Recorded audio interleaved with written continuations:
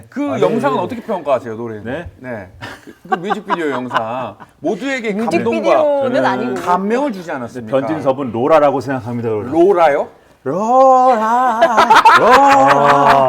오늘 조회수 좀 나오겠네. 김민아까지. 절박하네. 네. 절박해. 네. 비대위 체제에 애써주시는 여러분들께 감사를 네, 표하고 몸을 던지기로 했습니다.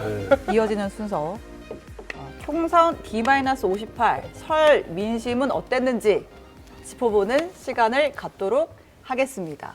조금 전 최윤경 기자와의 브리핑 때는 둘 다 노잼이다, 너희만 웃는다 이런 댓글들이 달렸는데 지금부터는 본격적인 유잼 타임을 시작하도록 하겠습니다. 자, 여론조사 전문가 배종찬 인사이트 K 소장 나오셨고요. 안녕하십니까. 안녕하십니까. 그리고 김봉신 메타보이스 이사 나오셨습니다. 예, 안녕하십니까. 안녕하십니까. 자, 그리고 반가운 얼굴입니다. 김민아 시사평론가 나오셨고요. 반가워요? 반갑죠. 안녕하십니까. 네. 반가워요라는 반문이 들어올 줄 몰랐고요. 순간 깜짝 놀라서. 네. 오랜만에 뵈가지고 반갑기 그지없습니다. 그 김민아 평론가 이야기는 네. 그게 진정성이 있는 이야기일까? 정말 반가울까? 진심으로 그렇죠. 반갑습니다. 그 정말 반가움이 이렇게 반가워요. 반갑구만 이렇게 해야 되거든. 아니 원래 이 자리에서 신혜원 기자가 하는 신의 원룸이라는 게 있었어요. 신의 원룸이라는 게 있었는데 그걸 하는데 그 프로가 없어졌어요. 네. 그것도 노잼이었나 보네. 그러게요. 네.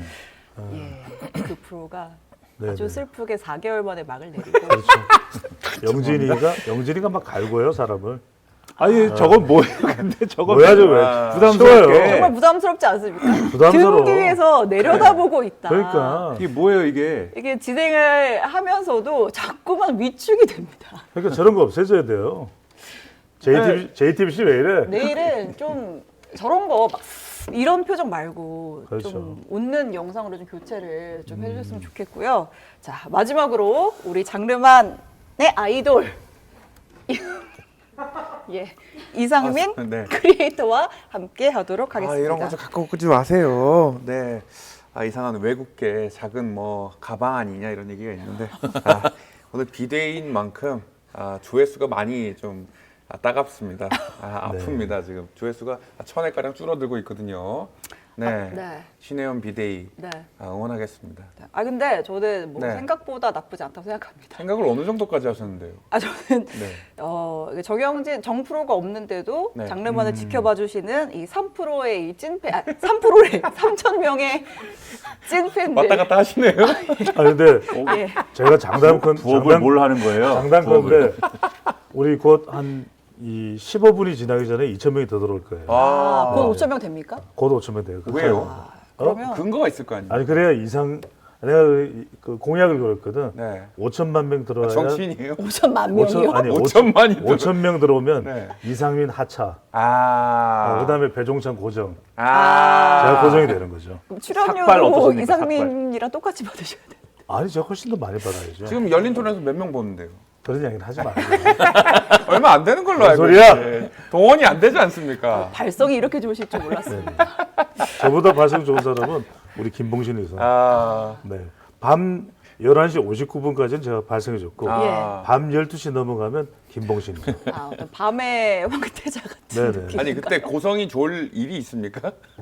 밤에? 끼어들지 마. 지금 우리 이사님 아직 한 말씀도 안 하셨는데. 알코올 함량에 따라서 조금 달라질 것 같아요. 40도 네. 넘어가면 또 올라가고 이렇게 앉아 있으니까 두 분이 조금 위축되실 것 같다는 생각이. 왜냐면은 너무 이제 좀 무게감 있는 인사들이 좀 있어가지고 예. 둘러싸여 있다. 좀. 네. 무게감을 실제로 이기고 무게감도 있고 네. 콜레스테롤, 뭐 혈당 다 높습니다. 그래서 굉장히 이제 숫자가 높은 네. 요 컨셉이어가지고. 네네네. 더 빠져나가네. 피하 지방 이런 것들. 더 빠져나가. 지금 한 100명 늘었습니다. 늘었다니까. 너무 좋습니다. 함께 해주시는 3,114명의 그러니까요. 우리 시청자 여러분 감사하고 지금 막 더 들어올 거예요 이제. 예, 더 들어옵니다. 5,000명을 향해서 달려가 가자! 보겠습니다. 가즈아, 예. 자, 첫 번째 주제입니다. 일단 뭐 밥상머리 민심 얘기부터 좀 해볼게요. 이번 설 연휴, 전문가들이 보기에 이번 설 연휴 밥상머리 민심의 키워드는 이거였다 하시는 게 뭐 어떤 게 있을까요? 김봉신 이사부터. 네. 예. 물가죠 역시. 예. 뭘까요? 예.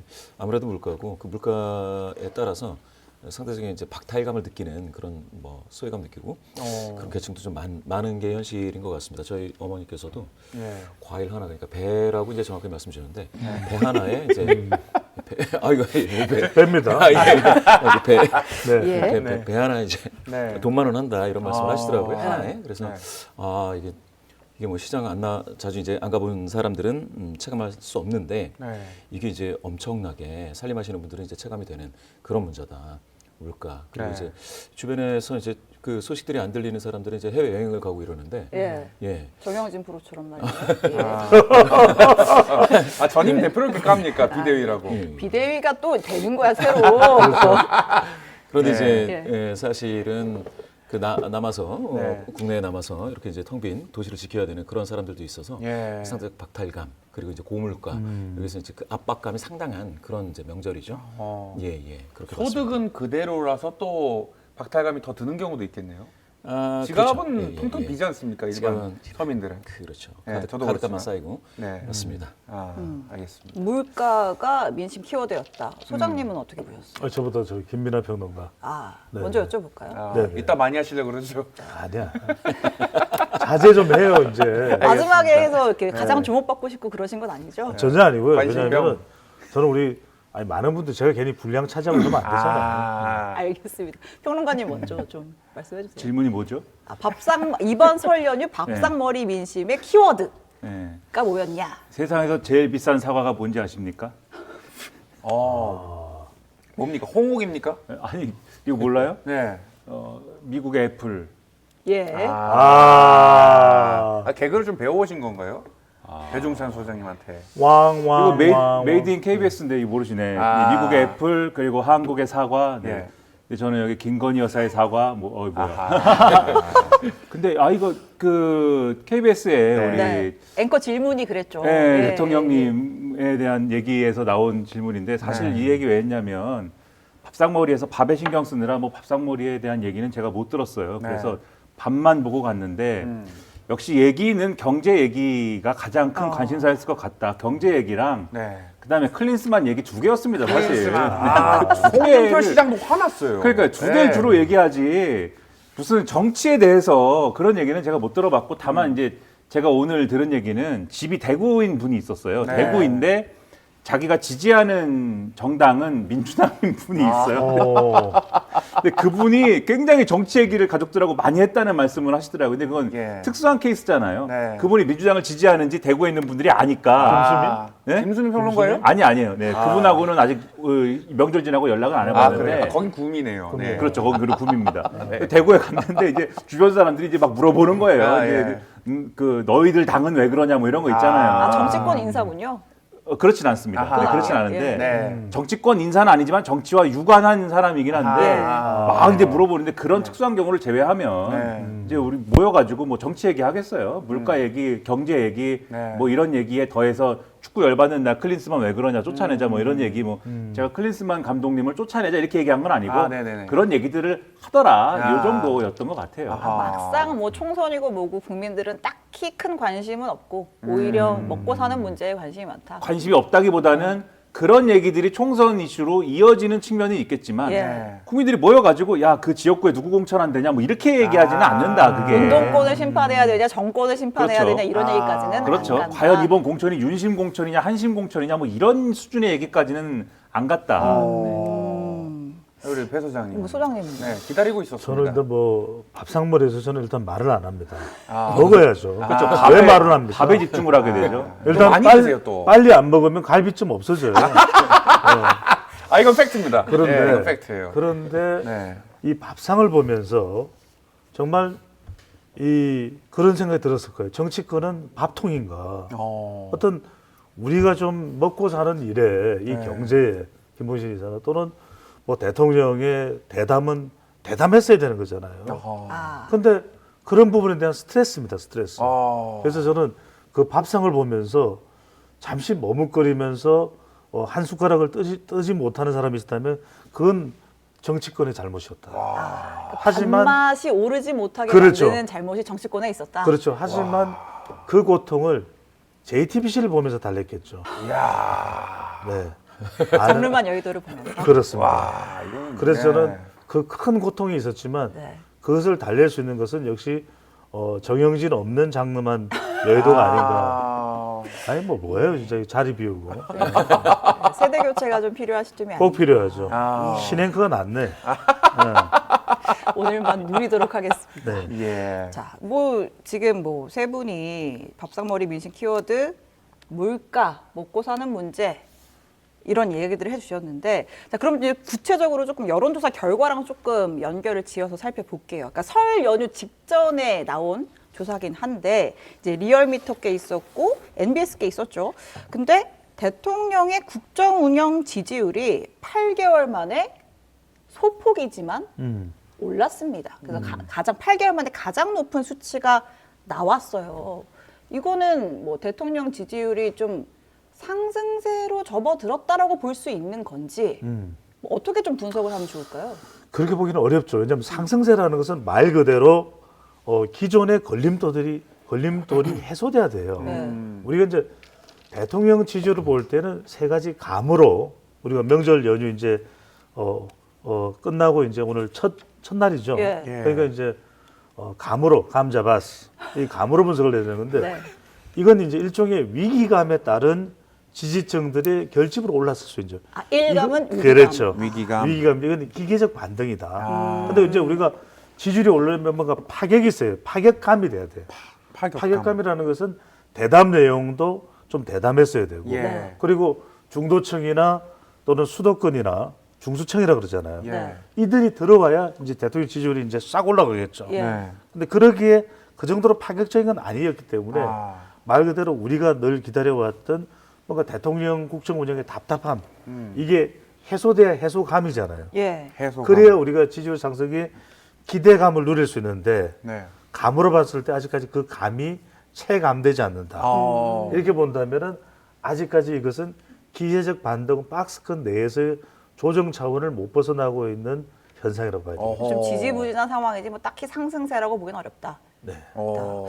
이게 지금 설 연휴 전에 조사가 됐던 거고 그리고 이제 그렇다 보면 이제 대통령의 신년 대담에 대한 반응이 이렇게 완벽히 반영되지는 않은 결과라고 할 수 있을 텐데 네. 이게 이제 방금 말씀하신 요 조사 개요 뭐 읽어 주시죠. 아, 예, 저희 그 그래픽에서 같이. 그래픽에서. 예. 이게 사실은 그 지난 5일부터 8일까지 조사를 한 거잖아요. 예. 이게 리얼미터가 네. 5, 6, 7, 8, 그러니까 월화수목인데 그 아주 같은 기간에 뭐가 있었냐면 국민의힘에서 그 전국적으로 이제 그 후보들의 경쟁력 조사를 했습니다. 예. 경쟁력 조사를 했는데 ARS를 했거든요. 그 얘기는 뭐냐?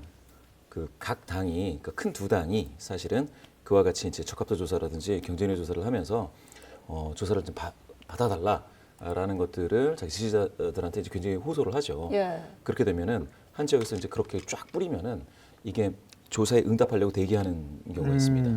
그 분들이 이제 그러니까 보수 성향이신 분들, 국민의힘을 지지하시는 분들이 응답 적극성이 굉장히 세져요.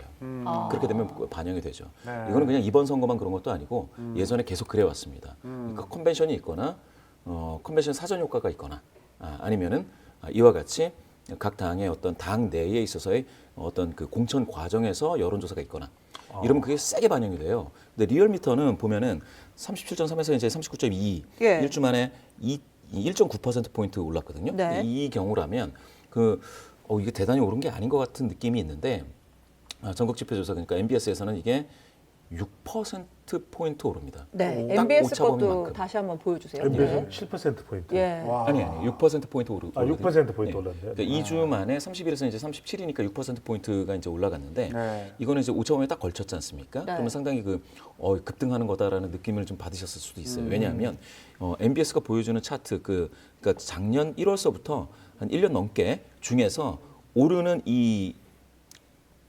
상승 폭으로만 따지면 이게 가장 높았어요. 그러니까 이제 이게 상당하다 이렇게 이야기를 할 수도 있는데 이것도 5, 6, 7 조사했습니다. 예. 5, 6, 7 조사했고요. 그 다음에 리얼미터도 5, 6, 7, 8이니까 완전히 그 기간이 딱 맞아요. 예. 딱 맞습니다. 그렇게 따지면은 사실은 그러면 이거는 거품이다라고 분석을 해도 이상하지는 않습니다. 그런데 하나 더. 그런데 이러한 방식의 이제 컨벤션의 힘을 얻으면 또 그렇게 이제 여론조사의 응답 적극성이 강해진 보수 성향이신 분들이 또 그런데 계속해서 또 강하게 응답을 해주세요. 네. 그러니까 이게 유지될 수도 있어요. 이런 아, 패턴이. 거품일 가능성이 높지만 거품이 유지가 될 수도 있다. 그렇죠. 이 말씀이세요? 예. 그건 뭐 여러 가지가 있는데 지금 예. 여기서 다 보여드릴 수는 없고 네네네. 실질적으로 궁금하다. 예전 같은 경우에는 어떤 컨벤션이냐면 후보 단일화라는 컨벤션은요. 예. 네. 길게 가면 거의 한 달 이상 갑니다. 그 컨벤션은. 예. 그렇게 되면 후보 단일화 한 번 성공하고 선거를 거의 이기는 경우가 있습니다. 예. 뭐 보여드릴 수 찾으면 보여드리지만 하여튼간에 네. 알겠습니다. 이 컨벤션 효과와 사전 컨벤션 효과, 네. 요 두 가지 그리고 이제 당내 적합도 및 경쟁력 조사 네. 이게 갖는 효과를 지금 이번에 똑똑히 보셨을 걸로 그렇게 생각이 듭니다. 그러니까 이게 이 설명 방식이 사실 김봉신 이사님이 이번에 처음 하신 말씀이 아니고 예. 계속 사실 선거 때 이 공천이라든지 또 말씀하신 후보단이라든지 이런 일이 있을 때 네. 글로도 쓰시고 이런 네. 적들이 있었어요. 그래서 찾아보시면은 궁금하시면은 이제 네. 찾아보시면 제가 이런 말씀도 드립니다. 네. 검색해 보시면은 글로 쓰신 내용들도 있습니다. 오. 그래서 그걸 보시면 참고가 되실 것 같고. 예. 근데 이제 이런 설명 방식도 있지만 또 좀 뭐랄까요, 좀 일반화된 설명 방식도 누군가는 또 해줄 필요도 있지 않습니까? 네. 이런 데서 이제 이게 김봉신표 설명 방식이잖아요. 네, 뭐 결국은. 네. 댓글에 잠 오는 방식이다 이런 댓글이 있기 아니, 때문에 잠은 이제 올 수도 있는데 네. 그래서 딥 다소 슬립 방송. 이제 네. 깊이 있는 방식이잖아요. 이게 예. 다소 깊이가 없는 방식을 이제 평론가가 하자면은 예. 다소 깊이 없는 이제 평론가가 방송 나가서 하는 방식으로 하자면은 김민하표. 네, 그렇게 얘기하니까 좀 이상하네요. 왜요? 네, 깊이가 일반적인 방식이라고 하니까 김민하표라고. 여기에다가는 또 아니, 그거는- 김봉신표라고 하셨는데. 왜냐면 김봉진 이사님의 네. 그것은 어떤 그 이론이 있는 거니까 네네네네. 요거는 그렇게 표현할 수 있는데 저는 이제 일반적으로 그냥 뭐 일반적으로. 얘기하자면 예. 대중의 언어로. 그것도 설득력이 있어요. 아, 네? 네네네. 설득력이 있어요. 대중의 언어로. 네. 아니 뭐 네, 이게 뭐지? 삐지시면 안 되고요. 분석을 이어가 주시죠. 설명했어요. 예. 얘기하려다 잊어버렸네. 이 무슨. 그 어쨌든 간에 지금 이 대통령실 이 대통령에 대한 어떤 네. 긍부정 평가나 이런 것들이 그동안 어쨌든 계속 부정 평가나 이런 것들이 계속 이제 높아져 왔는데 네. 대통령에 대한 긍정 평가나 이런 것들이 좀 이제 하락 추세에서 하락이 멈췄다가 그동안 좀 계속 이제 그 하락인 상태를 유지해 온 거잖아요. 근데 그런 것들하고 그다음에 정당 지지도나 이런 것들은 또 그와는 별개로 이제 움직인 그런 과정들이 있었던 거 아닙니까? 네. 근데 이게 좀 달리 생각을 해보면은 이게 어쨌든 보수 지지층이라는 하나의 유권자층 안에서 나는 윤석열 대통령은 너무 싫은데 한동훈 비대위원장이 주도하는 국민의힘은 또 너무 좋아 뭐 이렇게 생각을 할 수도 있겠지만 항상 그렇게 평가를 무자르듯이 이렇게 나눠가지고 항상 그렇게만 생각할 수는 없는 거잖아요. 그래서 여당이 좀 좋아지면 여당이 좋아지면 그래도 여당이 좀 예뻐 보이면은 대통령이 마음에 지금 들지 않는 상태가 개선이 안 됐다 하더라도 대통령에 대해서 생각을 달리 해볼 여지도 생기는 부분들이 있는 거거든요. 그렇다고 하면은 최근에 어쨌든 한동훈 비대위원장 한동훈 효과가 일부 있다고 하는 시선도 있는 거 아닙니까? 그런 것들이 일시적으로 대통령에 대한 평가를 전환시키는 어떤 효과가 있을 수도 있다라는 한동훈 생각은 이펙트가 있을 수 있다. 그러니까 보수 유권자층 내에서 예. 그런 생각도 드는데 네. 그런데 요거는 말 그대로 이제 그게 어쨌든 어떤 뭐 굉장히 강한 이 지지 효과로 돌아섰거나 그런 건 아닌 거거든요. 찰랑찰랑 하는 거거든요. 예. 만약 그렇다고 찰랑찰랑. 하면은 네. 약간 좀 마음이 이제 왔다 갔다 하는 거기 때문에 요거는 언제든지 다시 그러면 이제 에이 아니야라고 하면서 응답을 안 하는 쪽으로 옮겨갈 수도 있는 거죠. 그렇다고 네. 하면은 역시 뭐 돌아왔습니다만 결론적으로는 MBS 조사도 이번에 이제 일시적으로 이렇게 나왔을 가능성이 있지 않느냐라는 게 이 숫자 보면서 하는 생각이에요. 짧게만 더 추가해서 분석을 해드리면 짧게. 짧게 짧게면이라고 하셔가지고. 오조 진행자예요. 아니. 세 가지 얘기하실 그래서- 건가요? 세 가지? 아까 말씀드린 대로 기계적 반등, 위기감에 따른 그 차원이 결국 맞는 거죠. 왜냐하면은 그러니까 김봉신 이사의 이야기도 그럼 이게 지지율이 대통령 지지율이 뭐 45%, 50% 고공행진할 거냐 그건 아니에요. 말 그대로 박스권에서는 벗어나지 못할 거다. 그렇다면 지금의 대통령 지지율로 총선 대응이 되느냐 안 돼요. 결과적으로는 국민의힘이 선택할 수 있는 카드는 그래서 한동훈 카드일 수밖에 없다. 왜? 30% 정도의 지지율로는 대통령 지지율로는 총선 대응이 힘들다고 봐야 되겠죠. 자, 그러면 네. 지금 이게 5일부터 8일, 5일부터 7일에 조사를 한 거고 대통령 대담이 7일인가 하지 않았습니까? 이제 거기서 이제 김건희 여사에 대한 언급이 나왔어요. 그럼 이제 이게 이제 이후에 나오는 여론조사에서는 본격적으로 반영이 돼서 새로운 결과가 나올 텐데 이 여사에 대한 언급 지지율에 뭐 어떤 방향으로 영향을 미칠 거라고 좀 보세요? 예? 네. 여사에 대한 언급. 예. 예. 이사님? 예. 그 박정희라는 계시죠? 표현을 또 쓰지 않았습니까? 아, 대통령이. 그렇군요. 예. 예, 박절. 예. 네. 제가 생각할 때는 네. 그 윤석열 대통령이 이제 김건희 여사와 관련된 언급 부분이 그 여론을 굉장히 크게 흔들기에는 좀 뭐랄까 좀 부족하다. 라고 봐야 되는 게 여론에서는 계속 이제 그 사과의 필요성이라든지 심지어는 이제 수사도 해야 된다라는 것도 굉장히 그 다수였습니다. 다수. 네. 분명한 건 이제 다수 나왔는데요. 이제 그런데 이제 사실은 이제 아쉽다. 예. 그게 이제 박절이라고 하셨는데 예. 그 내치지 못해서 아쉽다. 뭐 이 정도였고 예.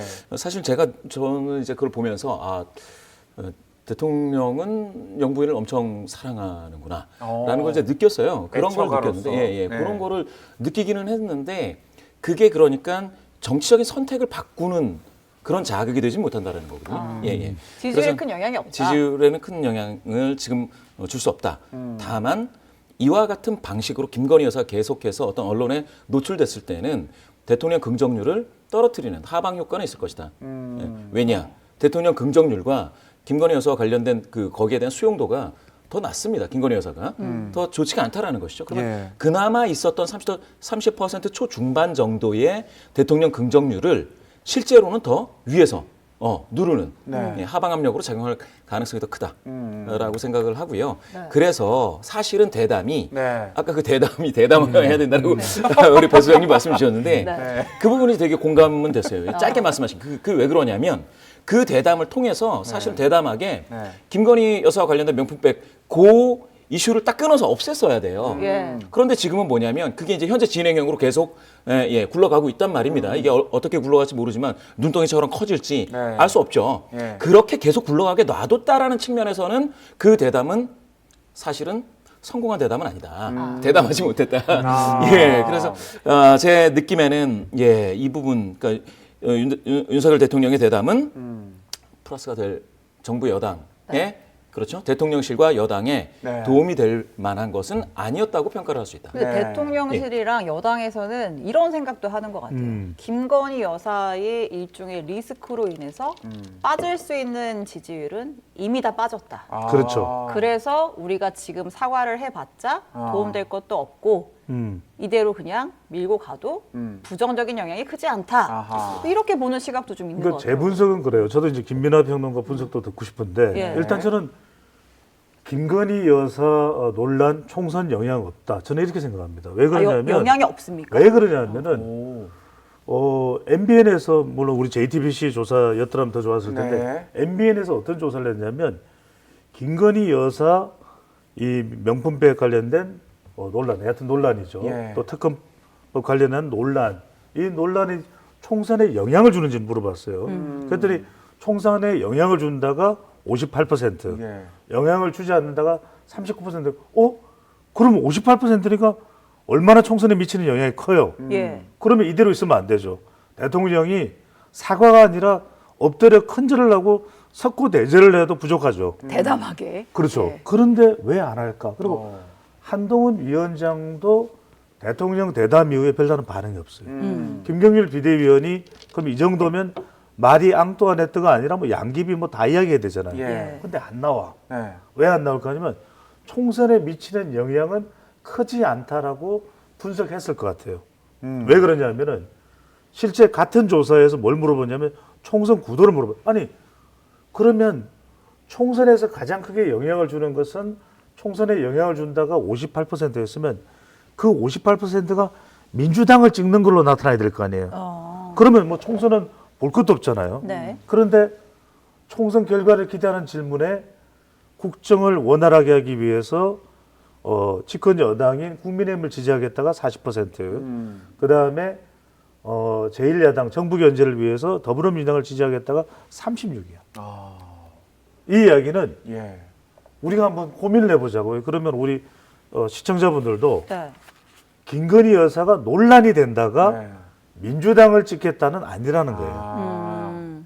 그러면 민주당을 찍겠다가 아니라면 네. 국민의힘 지지층들은 그대로 유지가 돼. 예. 그러면 중도층도 비교를 하겠죠. 네. 뭐 김건희 여사 논란도 있을 테고 또 86세대 운동권 청산도 있을 테고 이재명 대표 리스크도 있을 테고 이 중에서 어떤 게 그러면 중도층에게 더 큰 영향을 미치 이거예요. 그러니까 김건희 여사 논란이 중도층이 또는 수도권이 2030 MZ 세대가 민주당을 찍어야 되겠다. 네. 이렇게 연결되지는 않는 걸로 확인했다는 거죠. 아, 큰 일리 있습니까, 변수가 우리 될 이사님? 수는 없다. 네. 일 있습니까? 일리는 있는데요. 예. 근데 그렇다고 해서 김건희 여사와 관련된 이슈가 네. 그 여당에 도움이 되는 건 전혀 아니죠. 그렇죠. 예. 도움이 되는 건 여당에서는 아닌데. 이렇게 생각을 할 겁니다. 네. 김건희 여사와 관련된 이슈가 진짜 제로가 된다면, 네. 영향력이 빵이 된다면, 예. 그러면 대등하거나 지역구에서는 승리를 노려볼 만도 하다라는 그런 후보들이 꽤 될 거예요. 그런데 지금은 그러저러저러한 게 사실은 지역구 출마하시는 분들 중에서는 굉장히 악재로 이제 끌어안고 있는 거죠. 예. 이제 공천이 조금 더 진행이 되면 또 당에서 또 다른 얘기가 나올 수도 있을 것 같고, 뭐 평론가님은 김건희 리스크 영향 어느 정도로 전망을 하십니까? 그러니까 이런 것 같아요. 김건희 리스크가 같이 물려 있는 게 뭐냐면 네. 지금 이 물리게 만들어 버린 게 뭐냐면은 한동훈 비대위원장의 거취를 같이 물려놓은 거잖아요. 지금 네. 이게 문제예요. 왜냐하면 지금까지의 이제 윤석열 대통령의 국정수행 지지율의 흐름을 보면은 빠질 거 다 빠져가지고 지금 남은 게 이제 30%대 초반이나 30%에 걸치거나 이런 거잖아요. 네. 만약에 이게 20%대로 내려가는 뭐 그런 수치가 나온다라고 하면은 그때가 어떤 때냐면은 자기들이 생각해봐도 여기서 자기들이라는 거는 보수 유권자층의 핵심들이 생각해봐도 이거는 정말 말도 안 된다라고 생각하는 얘기.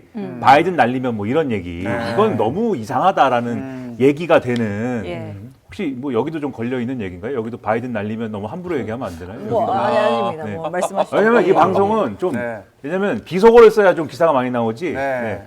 비속어를 저희 비속어 하면 또 네. 사연이 비속어 많습니다. 쓰시면 안 그러니까 됩니다. 네. 여기 사방에 붙어 있어요. 네. 비속어 쓰지 말라고 비속어. 지금. 절대 안 네. 됩니다. 발음 말 고운 말 써야 된다고 네. 여기 막 해프닝이 붙어- 발생할 때마다 네. 종이 한 장씩 붙이거든요. 그러니까는 비속어를 쓰면은 기사가 나오는데 네. 아무튼 바이든 날리면 뭐 이런 얘기가 막 그런 얘기 가지고 대통령이 고집 부리고 이러면은 30%가 깨질 수 있는 수준까지 네. 가는 것 같고 네. 그게 아니면 자기들끼리 싸우는 얘기. 예를 들면은 이준석 전 대표랑 뭐 이렇게 싸우는 얘기가 된다든지 이제는 이제 살림을 따로 차렸으니까 그렇게까지는 아니겠지만 네. 아니면은 한동훈 비대위원장을 쫓아내는 데까지 결과적으로 갔다든지 이러면은 제가 볼 때는 이제 제 생각으로는 네. 30%대가 깨지지 않았을까라는 생각을 하는데 그 전에 멈췄죠. 다행히 뭐 네. 다행인지 불행인지 뭐 어쨌든 그 전에 멈췄으니까 30%는 일단 깨지지는 않았던 것 같아요. 네. 근데 제가 이 말씀을 드리는 이유가 뭐냐면은 김건희 여사 문제를 어쨌든 최악의 방식으로 푸는 방식이 뭐냐면 네. 지금 이 사과를 이 정도로 이 사과를 안 하고 네. KBS 대담을 이 정도로 해놓고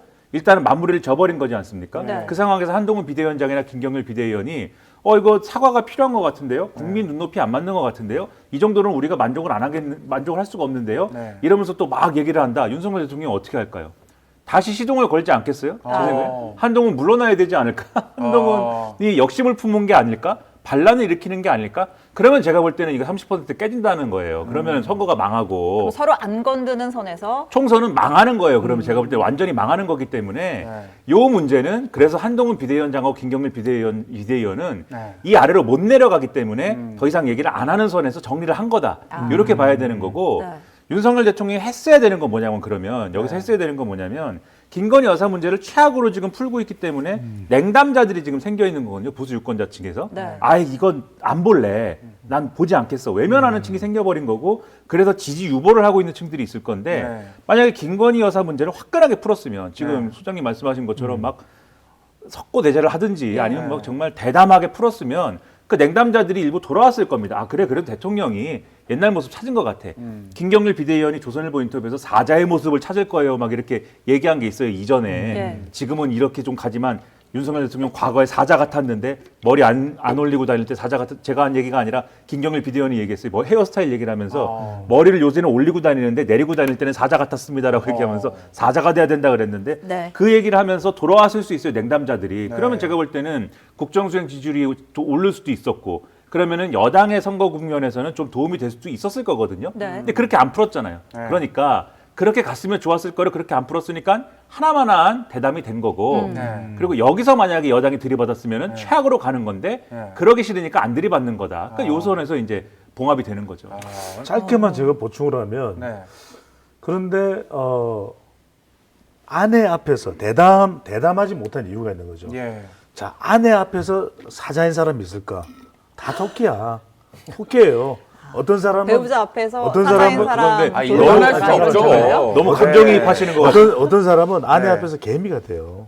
개인이요. 보이지가 않아. 본인 이야기야. 너무 감정이. 근데 제가 드린 말씀은 누구의 간증인지요? 이 예. 사과로 일단락이 될 거냐? 네. 일단락이 안 됩니다. 아, 대통령은 내 일반인이 아니잖아요. 아니, 대통령이라는 아니, 제 지위에서 말씀은 또 대통령이 대담해서 사과를 하면은 그러면 김건희 여사 논란이 끝날까? 절대 안 끝나요. 아. 왜냐하면 이거는 임기 끝날 때까지 계속 돼요. 네. 야권에서는 특검법 왜 하냐, 명품 그거 왜 안 하냐, 계속 이야기가 나올 수밖에 없기 때문에 일단락이 안 되고. 네. 근데 다만 이제 왜 그러면 그렇게 판단했냐면 조금 전에 이 김민하 평론가 이야기대로 한 위원장도 이걸 더 거론하지 않는 이유는 이제 네. 윤구도에서 한 구도로 넘어갔다. 아. 그리고 유권자에게 직접적인 영향을 줄 것은 김건희 여사 논란 외에 뭐 86세대 뭐 그 외에도 다른 친문, 친명 갈등 다른 요인들이 많다고 직접적으로 네. 유권자에게 영향을 줄 것은 그렇기 때문에 차라리 이걸 그냥 더 이상 이야기하지 않는 게 왜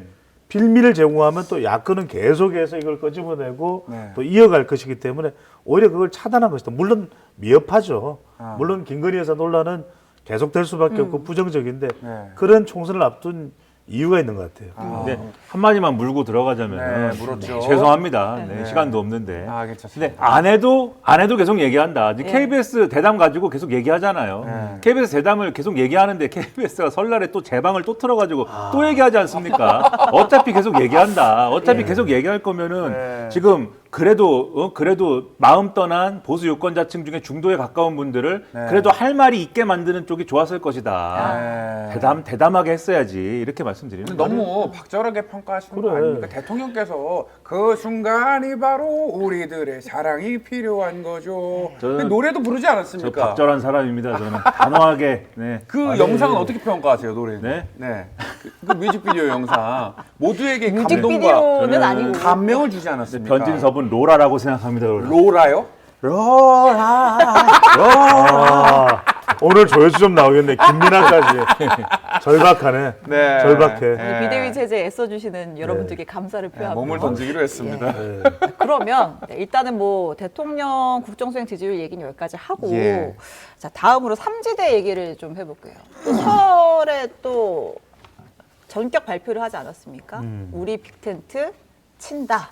네네. 쳤다라고 해서 이준석 대표랑 이낙연 대표랑 이제 공동 대표로 당명은 개혁신당으로 해서 삼지대 빅텐트를 쳤는데 지금 뭐 반응을 보면 이게 무슨 잡탕 정당이냐라고 하는 반발 목소리도 있고 탈당 행렬도 있다고 하고 또 이제 선거를 앞두고 어떻게 보면 불가피한 현실적인 선택이었다라는 것들이 이제 삼지대 분들의 설명인데 사실 이제 개혁신당의 지지율이 최근까지 좀 박스권에 갇혀 있었잖아요. 그럼 이번에 이제 빅텐트를 쳤을 때 개혁신당의 지지율은 어떻게 될 것인지 어떻게 전망을 하십니까? 네.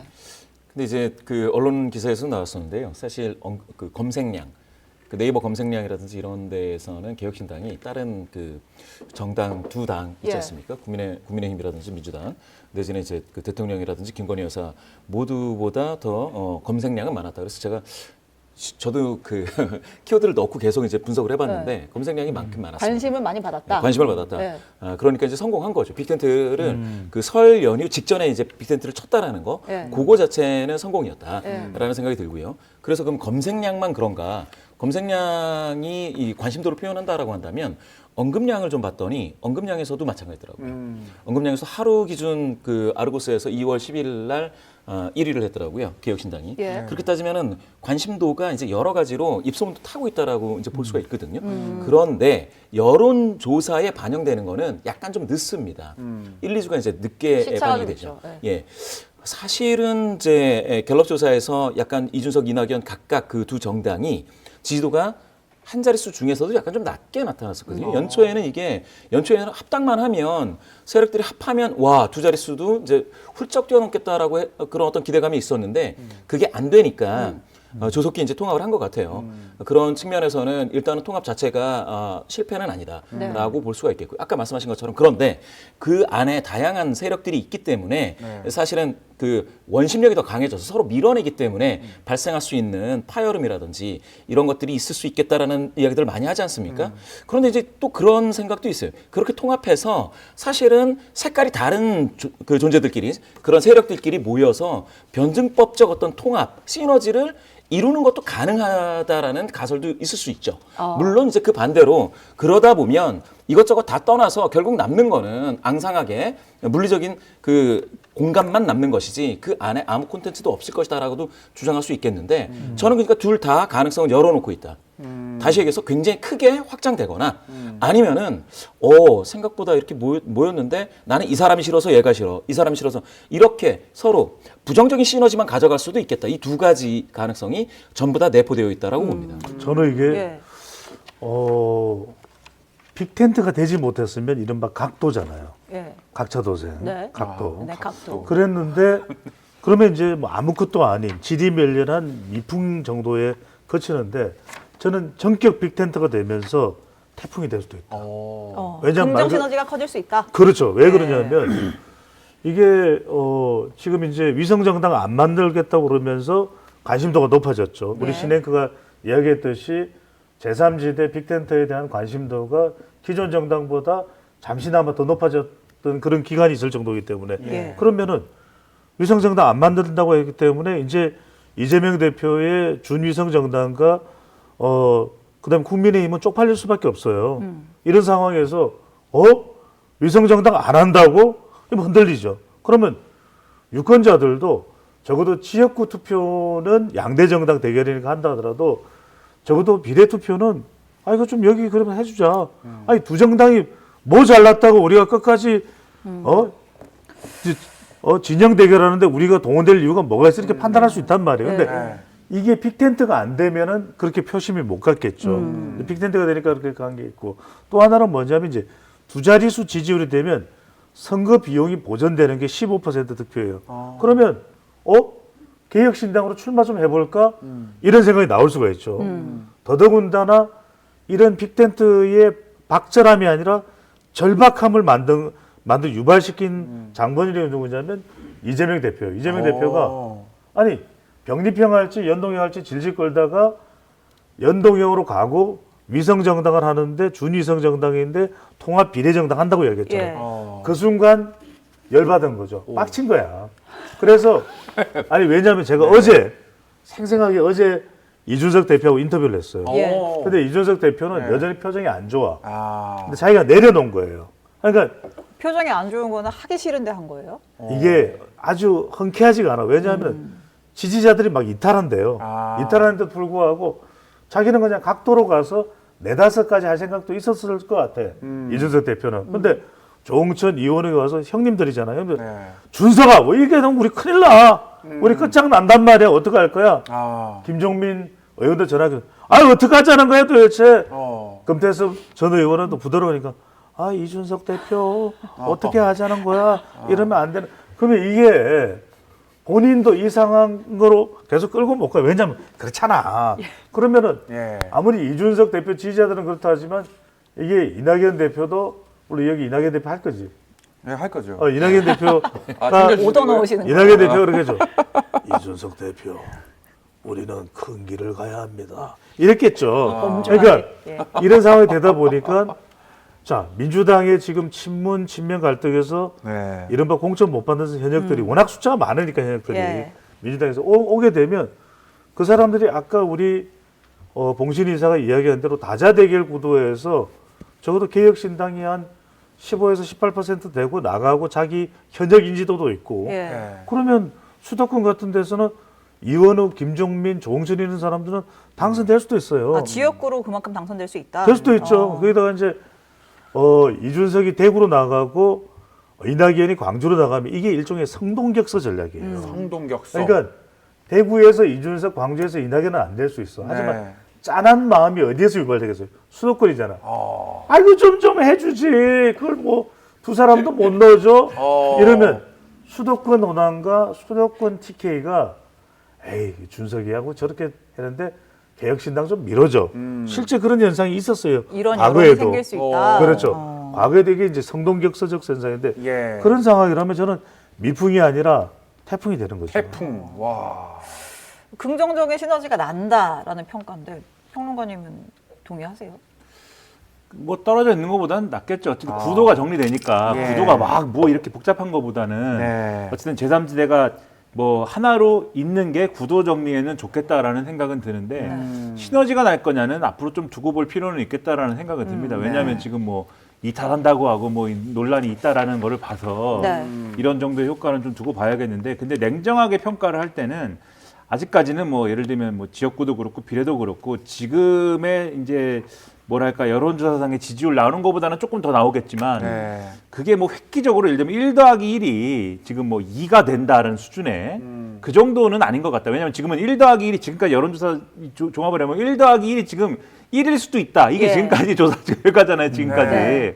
근데 1 더하기 1이 지금 뭐 1.5나 뭐 이 정도는 될 수 있을 가능성이 이제 생긴 거지만 1 더하기 1이 완전히 뭐 2가 될 것이냐. 그러니까 지금 뭐 3%와 3% 정당 둘이 묶어가지고 6%가 되는 거냐. 이거 예. 두고 볼 필요가 있다는 얘기를 말씀드리는 거고. 네. 다만 이런 건 있는 것 같아요. 그러면은 도대체 그러면은 누가 이득이냐. 그런 문제는 따져볼 필요가 있는 게 왜냐하면 이 네. 문제가 뭐와 연관되냐면은 결국 어느 쪽이 이제 이득을 받냐에 따라서 이 제3지대가 굴러가는 어떤 형태가 달라질 수 있다고 보는 네. 게 예를 들면 이낙연 전 총리 쪽하고 이준석 개혁신당 대표하고 그러니까 네. 개혁신당하고 새로운 미래하고 합쳤다고 할 때 이낙연 이준석이 합쳤다 이제 이렇게 보는 거잖아요. 예. 그럼 네. 어느 쪽 이득 본 거냐.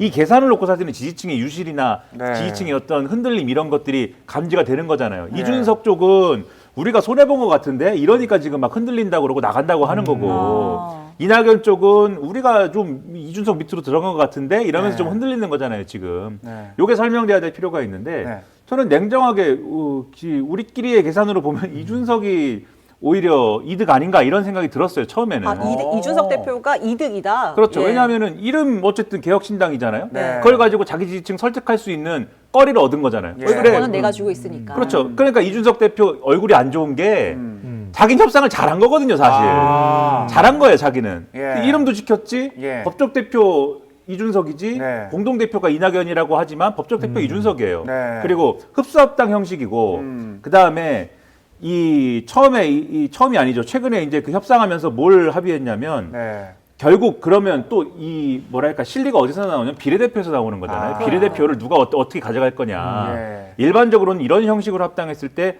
계파별로 비례대표를 나눠 가져야 되거든요. 예. 근데 지난번에 어떻게 합당했냐면은 개방형 경쟁 명부 도입하기로 했습니다. 네. 그쵸? 통합 공간이 구성해가지고. 그렇죠. 근데 개방형 경쟁 명부를 어떻게 도입하는지 구체적인 거를 얘기를 안 하기 때문에 네. 지금 상상하기는 좀 어려운 것 같아요. 어떤 모양새인지. 어. 근데 적어도 이 비례대표 후보를 입 후보를 각자 시켜가지고 네. 그게 어떤 형식인지 모르겠지만 선거와 비슷한 유사한 형식의 뭔가의 절차를 거친다는 거잖아요. 경쟁을 시킨다는 거니까. 네. 그럴 경우에는 지지 세력이 확고한 데가 유리한 거거든요.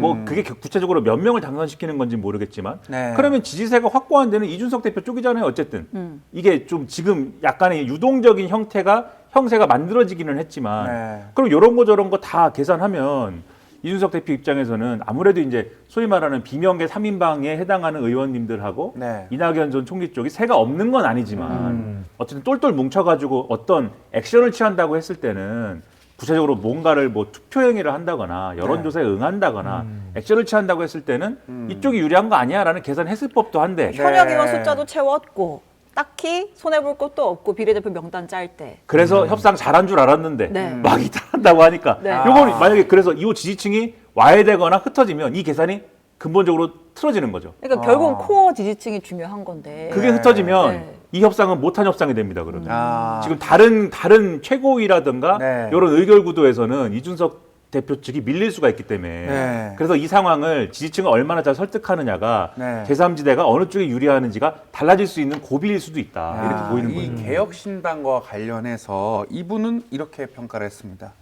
개혁신당은 일종의 영주권을 얻기 위한 위장결혼 비슷한 거 아니겠습니까? 네. 그렇다면 결국 이런 시각이 있다는 거는 화학적 결합이 가능할 것이냐, 그리고 화학적 결합은 선거 전에 가능할 것이냐, 이런 의문이 또 생길 것 같아요. 어떻게 좀 보십니까? 화학적 결합이라는 네. 거는 이런 판에서는 영원히 없다고 봅니다. 영원히 없습니까? 아, 선거 이후에도 없다고 보시는 겁니까? 화학적 결합이라는 거는 예. 우리 둘이 화학적 결합이 되겠어요? 아, 저희 두 분은 두 번밖에 뵙지 않았기 때문에 결합이라기에는 네네네네. 애초에 화학적 결합이 이루어질 거라고 생각하고 한 결합은 아니었다. 아무래도 그렇게 보지 않겠습니까? 아. 그리고 서로 목적하는 바와 네. 그리는 길이 각자가 다 다를 텐데. 그럼 선거 끝나고 쪼개지는 거 아니에요? 근데 그거는 쪼개질 수도 있겠지만 네. 어느 시점에 쪼개지는가가 또 다를 거. 어디까지 볼 거냐, 지방선거까지 볼 거냐, 대선까지 볼 거냐. 이게 좀 이후 국면에 따라서 달라질 개연성이 있겠죠. 이사님 왜? 어떻게? 근데 여하튼간에 뭐 우리가 복잡하게 생각할 필요 없이 그러면 쪼개져 있는 게 나았느냐, 이준석, 이낙연 신당으로 있는 게 나았느냐 보면 합하는 게 100번 낫죠. 그러니까 그래요? 뭉산 헛죽이에요. 뭉산 아. 뭉치면 살고 흩어지면 죽는다. 각도 뭉산 그러니까 빅텐트를 안 하는 것보다는 빅텐트를 하는 게 100번 잘하는 근데 거예요. 어떻게 합치느냐도 중요하지 않겠습니까? 아니 그래서 예. 지금 이 내용들은 내부에서 여하튼 간에 진통을 겪더라도 네. 다독거려야 되는 부분이 네. 있죠. 그러니까 뭐 순번을 어떻게 하냐 이거는 내부에서 정리를 할 부분이고 제가 제가 이준석 대표한테 직격으로 물어봤어요. 예. 혹시 총선 전에 깨질 수도 있느냐 네. 이 빅텐트가. 예. 그랬더니 절대 깨질 수는 없다. 음. 자기도 아쉬움은 있지만 네. 그걸 다 감내하면서 갈 수밖에 없는 빅텐트가 아니겠느냐. 그러니까 네. 거듭 말씀드리지만 이 빅텐트는 어디서 에너지를 넣느냐 하면 두 거대 정당에 대한 혐오로 에너지를 얻는 거기 때문에 아. 국민의힘이나 민주당에 대해서 사람들이 이게 뭐 아유 정말 너무해라는 그게 이제 제3지대로 왔는데 그렇다고 해서 이제 네. 빅텐트가 그 만족감을 충분히 충족시켜주는 건 아니에요. 네. 그래도 선택지가 하나 있는 게 왜냐하면 어느 한쪽이 압도적으로 또 다수당이 돼버리면 민주당도 민주당 하고 싶은 대로 다 했잖아요. 검수완박도 했고 또 집권 여당도 보면 집권 여당대로 여당이 되니까 막 뭐 무소불위잖아. 근데 여기에 캐스팅 보트가 있어야 돼. 그러니까 제3지대가 한 20석 정도로 과반 정당 없이 네. 이렇게 캐스팅 보트 역할을 해줄 수 있는 당이 하나 있어야 된다라는 컨센스 그러니까 컨센서스 이게 우리 유권자들한테 있을 수가 있는 거죠. 네, 그런데 사실은 방금 그 화학적 결합이라든지 뭐 예. 깨지지 않을 거다 말씀하신 그런 네. 내용들이 있지 않습니까? 가장 현실적으로는 돈 문제죠. 이제 정당 보조금 문제, 또 선거 보조금 문제 이것 때문에 사실 지금은 이제 뭡니까 개혁신당이 이제 4석이지 않겠습니까? 이제 이게 5석 되면 이제 돈이 좀 달라집니다. 야. 예, 또 아, 20석이 단가가 좀 달라집니까? 그렇죠. 2월 15일까지 아. 20석이 되면 또 엄청 뛰어요. 오. 그래서 사실은 과거에도 예. 예전에 보면 바른정당이었죠. 바른정당하고 예. 국민의당이 이제 예. 바른미래당이 되고 하는 그런 과정들이 선거를 앞두고 그렇게 이합집산을 해서 네. 교섭단체 즉 다시 말씀드려서 20석, 예. 20석을 넘게 되는 그 과정이 네. 사실은 전부 다 이 보조금 문제입니다. 선거 그렇죠. 보조금하고 정당 보조금. 예. 그리고 사실 이거는요. 네. 아주 현실적으로 말씀드리면 민주당이나 국민의힘도 아주 크게 다르지는 않습니다. 사실은 그 내에서 이탈을 막는 거는 사실은 보조금 과 관련된 네. 그런 제도적인 측면을 먼저 보셔야 됩니다. 제도적인 그런 것까지 측면. 고려하고 쳐진 빅텐트다. 그게 두 번의 기회가 있다고 보도에 나오더라고요. 2월 달에 한번, 3월 달에 한번. 네. 그 전에 말씀하신 대로 의원수를 얼마나 확보하느냐의 계기가 있을 텐데 네. 각자 그걸 두고 공천 시점이라든가 이런 것들을 조정해 가면서 양당은 얼마나 제3지대로 이탈을 막는 것이냐, 네. 제3지대는 얼마나 이제 끌어오는 것이냐를 두고 상당한 쟁탈이 일어날 것이다. 이 말씀하시는 거죠. 네. 그래서 이제 기호 3번까지 갈 수 있을 것이냐 뭐 이런 말씀들을 하시는 질문 것 한 가지만 같습니다. 또 김민아 평론가님께 드리겠습니다. 왜 저한테 결국은 정치 전문가시니까요. 네. 아니죠. 네. 아닙니까? 아니 네. 뭐예요, 네. 네. 어쨌든 이낙연 현 대표는 이런 말을 했어요. DJ의 표현대로 온건한 개혁을 지향합니다. 그렇다면 뭐라고요? DJ의 표현대로 우리는 온건한 개혁을 지향할 것이다 이렇게 얘기를 했어요. 그렇다면 평론가님 보시기에 개혁신당의 정책 노선은 어떤 방향으로 좀 보십니까? 지향한 대로 또 가리라고 보십니까? 누구의 지향? 개혁신당의 정책적 지향. 네. 예. 대로 뭐, 갈 수 있을 것이냐. 네. 애초에 이준석 대표가 내놓은 대로 갈 수 있을 거냐 이렇게 물어보는 건가요? 결국은 이제 결합이 된 채로 네. 간다면 어떤 그 결합체의 노선이겠느냐. 그러니까 예를 들면 있겠고. 지금 이미 개혁신당에서 내놓은 정책들이 네. 있잖아요. 뭐 무임승차 폐지라든지 이런 네. 정책들이 지금 이제 합쳐진 빅텐트 내의 구성원들은 과연 이런 정책들에 동의를 할 수 있을 그렇죠. 것이냐. 예. 그래서 계속해서 공약으로 밀어붙일 수 있을 것이냐. 같이 연대 가능하냐? 아, 어, 저는 그것에 대해서는 네. 이 가장 현명한 방법을 찾겠죠. 가장 현명한 방법이라는 건 뭐냐면 그것을 철회하지 않은 상태로 가만두는 겁니다. 가만둔 채로 아무도 얘기하지 않는 것이죠. 더 이상 언급하지 않은 상태로 두고 다른 정책들을 막 얘기하는 겁니다. 그런 방식으로 이 국면을 넘어가는 것이 가장 현명하다라고 합의를 하지 않을까라고 상상하는 그러면은 것이죠. 앞으로는 이제 논란이 될 만한 정책은 이 당내 이견이 있을 수 있는 정책은 그럴 수밖에 없겠죠. 안 되는 왜냐하면 건가요? 왜냐하면은 이미 어쨌든 하나의 당을 하기로 한 상태 아닙니까? 그래서 하나의 당을 하기로 하기 전에 얘기한 것까지는 그런 정도의 양해를 가지고 뭐 접근할 수 있겠지만 하나의 당을 하기로 한 상태에서는 당연히 이견이 존재하는데 이견을 해소하지 않고 내놓을 수는 없을 거 아니에요. 그런 점에서 보면은 지금 말씀의 취지를 조금 살려서 얘기하면 이준석 대표의 이제 좀 지지층이 요구하는 어떤 것들은 네. 굉장히 좀 강하게 나갔으면 좋겠는데 예를 들면 뭐 여성주의 문제라든가 젠더 페미니즘. 문제라든가 뭐 이런 네. 거에 대해서 더 강하게 나갔으면 좋겠는데라고 하는 것들이 톤 다운 된다든지 네. 앞으로 얘기할 것들에는 얘기할 것들에 대해서는 그런 가능성은 있을 건데 그럼 어떤 지지층은 이준석 대표한테 막 그런 걸 물어보겠죠. 그러면 전에 얘기한 예를 들면 경찰이나 소방을 하려면 그 군대를 병사로서 네, 병영. 복무해야 네. 되는 그러한 것들을 내놨는데 그건 철회한 건가요? 라고 물어볼 때는 네. 철회한 적은 없다라고 답을 하는 거예요. 이준석 대표는. 네. 다른 사람들은 얘기를 안 하는 거죠. 그거에 대해서는. 그러니까 이런 정당의 대표적인 사례가 예전에 뭐 자민련 같은 경우가 있어요. 예. 자민련. 98년도 총선에 98년도 총선이었죠. 95년도 총선이었는데 이제 90년대에 네. 96년 총선이었는데 96년. 그때 자민련의 경우를 보면은 대구의 상당수의 의석을 자민련이 가져가요. 그러면 충청과 대구의 이해관계가 같을 수는 없잖아요. 네. 이럴 때는 좀 이념 우선을 했단 말이에요. 이념. 그런 보수 성향. 예. 대구나 충청권이 공통점을 가지고 JP와 박철원이. 그러니까 네. 이번의 경우도 뭐냐면 공약 드라이브 위주보다는 이제부터는 예. 이 빅텐트 신당은 반윤 반명 정서를 자극하는 위주 쪽으로 가겠죠. 그러면은 그것으로 해도 지지하는 정당이 없다라고 하는 두 정당을 지지하지 않는다는 유권자층을 끌어들일 수가 있거든요. 네. 괜히 충돌 없이. 네. 그걸로서 오히려 빅텐트 내부에 생길 수 있는 분열과 균열 또는 네. 가치 연대의 문제점을 해결하고 간다고 봐야 돼요. 일단 근본적인 치유는 아니지만 일단은 봉합 수준에서의 단계로 그냥 간다고 봐야 되겠죠. 자, 마지막 질문을 좀 드려볼게요. 그 질문이 이렇게 많은데. 네. 네. 저희가 또 오늘 이야기를 또 길게 하는 바람에 네. 마지막 질문 시간이 되었습니다. 댓글에도 좋은 반응이 많습니다. 소장님 머리가 오늘따라 붓 같다 그래서 아니야, 네, 글씨 좀 써달라고 합니다. 욕도 많았어. 아니 근데 지금 제가 조회수가 좀 미진하면 예. 머리에 여기 글씨를 먹물을 묻혀가지고 행위 예술로. 정용진 왜 그래? 이걸 한번 쓰겠습니다. 네. 좋은 얘기를 그렇게 많이 했는데 남는 거는 머리로 붓글씨를 써달라는 걸로 이제. 네. 아니 제가 드리고 싶었던 질문은 머리숱을 팔아야죠. 김봉신도 머리가 만만치가 않은데. 무슨 말씀이세요? 아니 근데 아니, 우리 김봉신 아니, 김봉신 이사님은 약간 이사가- AI 같은 매력이 있으세요. 김봉신 아, 이사가- 이건 말이죠 하시면서 김봉신 이사가 지금 염색을 안 한 거예요. 아 그래요? 아주 검으신데요. 근데 이제 그러니까 정확하게 이 자정 12시까지는 AI야. 12시를 넘어가면 안 돼. 아 인간의 본성이 튀어나옵니까? 오작동이 발생해요. 아 오작동이. 업데이트 중이군요. 20년간 사이니까. 아직은 AI 모드시니까 마지막으로 이거 하나만 여쭤볼게요. 지금 신당 만든다는 사람이 한 명 더 있습니다. 조국 전 장관이 예, 예. 이제 오늘 오후 2시에 발표를 부산에서 한다고 하는데 신당 창당 가능성이 좀 있어 보여요. 본인이 얘기를 했고.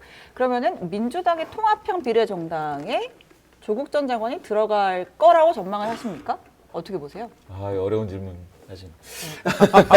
디피컬트. 예. 사실 네. 이제 통합 비례 통합 정당이 이 세 군데지 않습니까? 녹색 정의당, 그다음에 새진보, 그다음에 진보 이렇게 네. 세 개인데 그 중에 이제 새진보 쪽에 사실은 조국 신당이 참여를 할 수도 있다라는 게 이제 서여의도 정가에서 이제 나온 이야기였었죠. 예. 그런데 그게 아니고서 조국 신당을 만들었을 때의 그거를 좀 어떻게 할 것이냐라는 건데 첫 번째는 이제 아직은 이 통합 비례정당이 구체적으로 이제 윤곽이 나타나지 않았습니다. 네. 녹색정의당 내에서도 이제 논란이 있는 거고요. 그렇게 되다 보면 빨리 이제 구성을 해서 사실 여기도 마찬가지로 20석을 확보하고 2월 15일을 넘겨야 되거든요. 그러면 지금 얼마 남지 않았죠. 그런데 20석이 못 된다 하면 그것도 이제 문제가 되고 그랬을 때 조국 신당이 들어온다고 했을 때는 사실은 민주당 내에 반반이에요. 민주당 내에 반반이라는 거는 조국 신당 입장에서는 민주당 지지자 중에서 절반 정도가 지지한다라는 건 상당히 지지도가 높은 겁니다. 네. 과거 이준석 전 대표가 국민의힘 내에 있으면서 신당을 만들겠다라고 했을 때 지지도가 대략 한 20에서 25 사이였으니까 그거보다는 조국 전 장관이 가지고 있는 파괴력이 더 센 거죠. 근데 이게 파괴력이 셀 때 민주당에서 이게 지역구에 미치는 영향 같은 거를 생각하지 않을 수가 없거든요. 예. 그리고 이제 다른 것들은 결국은 이게 네거티브 전쟁이 되면 누가 이제 급소를 노출을 하느냐라는 문제인데 급소가 여러 군데 있을 때 이 급소를 노출해서 이걸 방어할 수 있느냐, 가드가 이걸 막아줄 수 있느냐, 못 막으면 이제 맞는 거잖아요. 네. 그렇게 따지면은 지역구에서 판판 깨질 수 있다라고 생각하면은 민주당 입장에서는 되게 곤란할 거고 그게 아니다 했을 때 전투력이 더 강해진다, 펀치력이 좋아진다라고 생각하면 받을 텐데 제가 지금 봤을 때는 민주당에서 굉장히 곤란해요. 그러니까 실제로 좀 거리두기를 약간 하는데 소장 이사님 보시기에는 그래도 아직은 반반이에요? 모르는 거예요? 아니, 제가 짧게 못 받는다에 저는 못 받는다에 무게 중심을 두고 싶습니다. 민주당은 받기 어렵다. 조국 신당을 받기가 지금 당장 그러니까 아무 무매개적으로 그냥 턱 받기는 쉽지 않다. 쉽지 않다. 예. 저는 총선을 패하기를 결심했다면 조국 전 장관을 받아들이겠죠. 왜냐하면 민주당이 총선을 패배한 그렇죠. 조국 전 장관을 네. 받아들이는 순간 저는 중도 수도권 2030 MZ 세대가 달아나요. 그건 아니에요. 왜냐하면 이렇게 되면은 역풍과 엄청난 이 부작용이 발생할 수밖에 없거든요. 그러니까 사실은 조국 전 장관이 가장 이 효과적인 방법 또는 타당한 방법은 개인이 나서는 게 맞는 거죠. 어디 민주당과 연계되거나 또는 다른 정치 세력을 규합하는 것은 타당치가 않죠. 그런데도 이제 독자적으로 세력 규합을 하는 것은 문재인 전 대통령 그래서 해봐요 그랬잖아요, 그죠?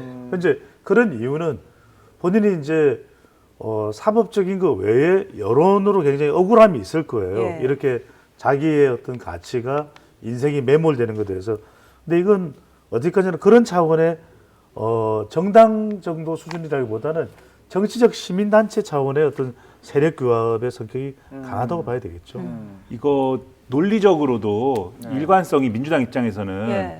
조국 전 장관과 뭘 같이 도모하는 순간 논리적 일관성이 없어져요. 왜냐하면 지금 임종석 전 비서실장 공천을 주느냐 마느냐를 제가 평론가니까 뭐 어디 가서 얘기를 하지 않습니까? 예. 지금 거의 3주째 이 얘기를 하는데 네. 3주 더 됐죠, 사실은 이 얘기를 하기 시작한 지는. 근데 소위 말하는 이제 이 주류에 가까운 지지층에서 하는 주장의 논리적 근거는 뭐냐면은 임종석 전 비서실장이라든가 어쨌든 전 정권에서 핵심적인 요직을 맡았던 사람들이 선거에 나서면 그 사람들 때문에 한동훈 비대위원장이라든지 지금 어쨌든 국민의힘에서 제기하는 운동권 특권 정치 청산이라든지 또는 전 정권 심판론이라든지 이런 것들에 대한 타겟이 될 수 있기 때문에 그것을 방지하기 위해서라도 이분들에 대해서 공천 주면 안 된다 뭐 이런 주장하는 거잖아요. 예. 근데 조국 전 장관이 예를 들면 이 소위 말하는 위성정당에 참여한다든지 이런 형태로 같이 뭔가 도모하는 일을 도모하는 형태로 왔을 때 이거는 그러면 왜 그러면 임종석 전 비서실장에 대해서는 그렇게 주장을 했으면서 조국 전 장관하고는 일을 같이 합니까? 얘기가 이렇게 되는 거거든요. 둘 다 문재인 정부에 책임 있는 사람들인데 왜 임종석은 안 되고 조국은 되냐? 이런 그리고 예를 얘기가. 들면 문정부 심판론이라든가 이런 것들을 훨씬 더 그 어떤 뭐랄까요 인화력 있게 만드는 어떤 키워드가 뭐냐라고 했을 때는 임종석입니까 조국입니까? 이건 조국이거든요 반드시. 그러니까 이거는 내가 볼 때는 논리적 일관성이나 이런 것들을 고려하더라도 수용하기가 어려운 조건인 것이고 문재인 전 대통령 입장에서는 조국 전 장관이 그렇게 찾아왔을 때 민주당에 남으라고 할 수도 없고 사실은 신당을 하라고 민주당에 남으라고 할 수가 없어요. 왜냐하면은 그렇지 않아도 임종석 문제를 가지고 봉합을 해놨지 않습니까? 예. 만약에 조국 전 장관한테 당신은 반드시 민주당에서 남는 것도 아니죠. 당원도 아니니까. 민주당에 입당해가지고 정치를 하세요라고 말했는데 그게 공천을 줘도 웃긴 거고 안 줘도 또 갈등설이 불거지는 거고 이건 안 되는 거예요. 예. 그렇다고 신당을 나는 하겠습니다라고 온 사람한테 이 나이도 지긋하신 분들이 너 신당하지 마 이럴 수도 있는 것도 아니지 않습니까? 그러니까 사실 그렇게 말씀하는 건데 이거는 제가 볼 때 조국 전 장관이 알아서 결심해야 돼요. 민주당이라는 하나의 진영을 위해서는 정치에 손 안 대는 게 맞습니다. 그렇게 해야 되는데 오늘 뭐 이렇게 선언을 한다고 하니까 결과가 어떨지 모르겠습니다. 그래요 좀. DK의 눈물이네요. DK의 눈물. 책 보셨습니까? 요즘 끼어들지 말아요. 혹시 보셨을 수도 왜 그러세요? 그래도 말씀 많이 하셔야 되는데. 네. 자, 오늘 조국 전 장관 한 말씀 해주시죠. 예, 출마 선언에서 뵙겠습니다. 이상입니다. 이것도 안 되는 사람이 없네요. 문 전 대통령도 한마디 해주세요. 우리 조국 전 장관 잘 판단하시고 응원합니다. 예, 고맙습니다. 똑같아요. 대화가 똑같아요. 가능한 네. 장르만의 아이돌. 그렇습니다. 네, 이상민 크리에이터의 이야기를 끝으로 네. 오늘 일단 이 순서는 여기서 마무리를 하도록 하겠습니다. 오늘 네 분 말씀 감사합니다. 고맙습니다. 네, 감사합니다.